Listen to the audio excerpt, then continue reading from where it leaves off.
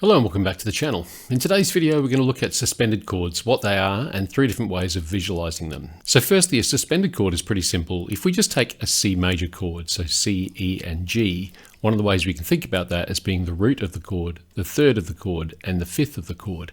In a suspended chord, what we're doing is suspending the third. So instead of this being a C, E, G in this case, in the first example we'll suspend it upwards. So we end up with C, F and G, because that is now the root, the fourth and the fifth. So the third has been suspended upwards to the fourth, and we end up with C, F and G as being a C sus4 chord.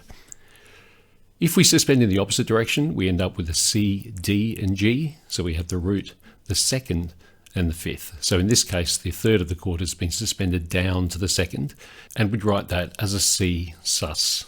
So let's have a look at what it looks like on the stave. So looking at this on the stave, we have our C major chord here, C, E and G, and in this case we've suspended this third upwards to become the F. So the E has become the F, the root and the fifth is still there from the previous chord.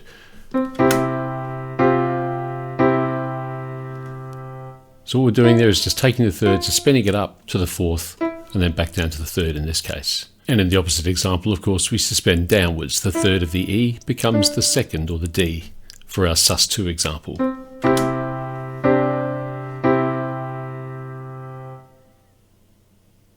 One of the interesting things about the suspensions is the root and the fifth of the chord don't change. And if we view that on a cycle, we can say if we were in the key of C, well, our fifth is going to be one step to the right round the cycle of fifths, giving us our G.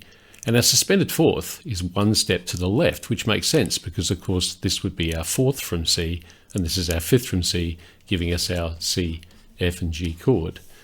If we do the same thing with assuming our root and assuming our fifth, and then look where the second is, it's the next step around the cycle. So we end up with our C, D and G for our suspended second chord.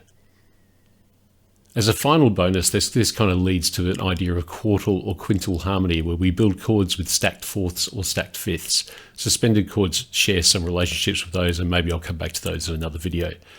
In the meantime, until the next one, don't forget to like and subscribe, and enjoy your music.